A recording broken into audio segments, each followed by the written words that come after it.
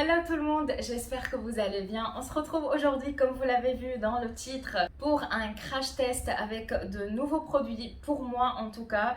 Donc il y a du Kiko, du Kimchi Chic, du Be Perfect. J'ai dû faire un choix. Aujourd'hui j'ai réalisé ce maquillage avec vous. Donc si vous voulez connaître mon avis sur les produits que j'ai acquis récemment, je vous laisse regarder la vidéo et on se retrouve à la fin pour la conclusion. C'est parti! J'ai déjà fait une partie de mon teint, j'ai mis le fond de teint, la base et l'anti-cerne, et pour les yeux j'ai juste fait mes sourcils. On va commencer par la poudre de chez Kimchi Chic, c'est la Puff Puff Pass Set and Bake Powder, poudre de baking et de fixation.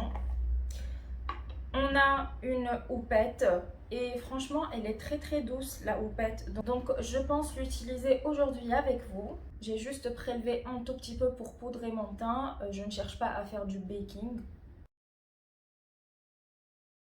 Alors déjà ce que je peux vous dire c'est qu'elle a matifié cette partie de mon visage. Je ne sais pas si vous voyez la différence, mais cette partie de mon visage, je ne l'ai pas encore poudrée, alors que celle-ci, j'ai mis la poudre. Et je remarque déjà l'effet mat. Pour le bronzer, j'ai choisi le blush, oui, je sais. J'ai dit un blush et pas un bronzer. C'est le Tuscan Sunshine Blush en teinte 02 Tuscan Iris. C'est une teinte que je peux utiliser en tant que bronzer, donc je vais voir ce que ça va donner. Sinon, c'est pas grave, hein. Au moins on aura essayé, c'est déjà ça. Ah, ça va. Ah, franchement, ça va. C'est nickel. Il s'estompe bien, la teinte est parfaite. C'est pas rosé, rien du tout. C'est très neutre. Il n'y a pas d'effet orangé. Je valide ce blush en tant que bronzer. Maintenant, on passe à un autre blush, cette fois-ci de la gamme Mood Boost Radiant Blush. C'est en teinte 03 Perfect Mauve. Et je pense que je vais l'utiliser au doigt celui-ci parce que c'est une texture assez crémeuse qui est... vous voyez là, quand je fonce mon doigt, il se fonce tout seul. Je sais pas comment l'expliquer. C'est un petit peu bombé. Ouais, je vais l'utiliser au doigt parce qu'en fait j'ai prélevé l'autre matière au pinceau et j'ai pas eu un résultat hyper voyant. C'est pour ça que j'aimerais bien l'utiliser cette fois-ci au doigt pour voir la différence. Et là clairement on voit la différence. Effectivement, il y a des paillettes dedans. Il est hyper lumineux, un petit peu pailleté quand même, parce que là je vois des paillettes. Je passe un petit coup de pinceau pour estomper la matière parce que là c'est hyper pigmenté et je me vois au miroir, je suis trop mauve. Pour le highlighter maintenant, on va tester le Radiant Highlighter dans la gamme Ray of Love. Et je vous l'ai déjà swatché, je vous ai dit que c'est un highlighter assez froid quand même. Je vais l'appliquer avec un pinceau fluffy, celui-ci c'est de chez Beauty Bay, c'est le Perfect Blend. On verra ce que ça donne. Ok, c'est pailleté, hein. C'est vraiment pailleté. Si vous n'aimez pas ça, vous allez détester ce highlighter. Et là, j'ai l'impression qu'il y a beaucoup de paillettes.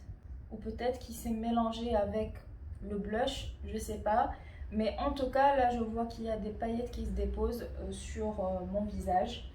La lumière est assez modulable, je dirais. On peut réappliquer plusieurs fois pour avoir une intensité plus ou moins élevée. Mais il est pailleté, c'est pas le fini que je préfère le plus sincèrement. La texture reste fine quand même. On passe maintenant aux yeux et on va tester la Dream Big Manifest de chez Be Perfect. C'est la palette qui me donnait le plus envie. pour la tester aujourd'hui, donc c'est ce que je vais faire. Je commence par la teinte 90s qui est ici, c'est un beige. Je vais juste poudrer l'arcade sourcilière. Ensuite, je prends la teinte Positive qui est ici et je vais l'appliquer dans le coin interne de l'œil. Ça fait un petit moment que je ne me suis pas maquillée avec le violet ou le lilas, enfin dans ces tons-là quoi. Et je trouve que ça met en valeur les yeux marrons. Pour le moment, j'ai rien à dire. Ce fard, comme il est un tout petit peu pastel, il faut revenir plusieurs fois, mais sincèrement, j'ai pas de chute. Disons que vous pouvez avoir une intensité présente avec ce fard en appliquant plusieurs fois et vous ne risquez pas d'avoir des chutes. En troisième position, je vais appliquer le Rave qui est ici, dans mon coin externe de l'œil. Mais j'appuie pas sur le pinceau, j'effleure tout doucement. Et là, on a une bonne pigmentation, toujours pas de chute. J'essaye d'estomper entre les deux fards pour qu'il n'y ait pas de démarcation. Maintenant, je prends la teinte Inspire que je vais appliquer au-dessus des deux fards Positive et Rave. Je passe maintenant à la teinte Gratitude que j'applique dans mon coin externe de l'œil avec un pinceau très précis. Pour le moment, je n'ai pas eu de soucis avec les fards et je n'ai pas eu de chute non plus. Alors là, par contre, j'ai eu des chutes. Je ne sais pas si vous voyez. Voilà, j'ai eu quelques chutes. On va enlever tout ça. Ok, maintenant au doigt, parce que je vais appliquer 3 fards irisés. Je commence par le fard Anne qui est ici. C'est un... Comment vous l'expliquer? Déjà, il est crémeux. Regardez-moi les reflets.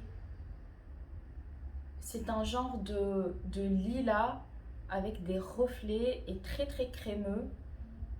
J'adore. Donc, je l'applique juste à côté du fard, comment il s'appelle déjà, Gratitude. Il a un effet transparent sur la peau, mais intense. C'est-à-dire que quand vous l'appliquez, on risque de vous voir à 300 mètres, quoi. Un seul passage, on a une pigmentation de malade. De toute façon, vous allez voir le résultat après, de plus près. Ensuite, je passe à ce fard-ci qui est le Lily. Et je l'applique au centre de ma paupière. Alors celui-ci, il est moins crémeux que l'autre, mais il a l'air très intense également. C'est un fard irisé, rose, et j'estompe toujours entre chaque application pour avoir toujours un effet diffus.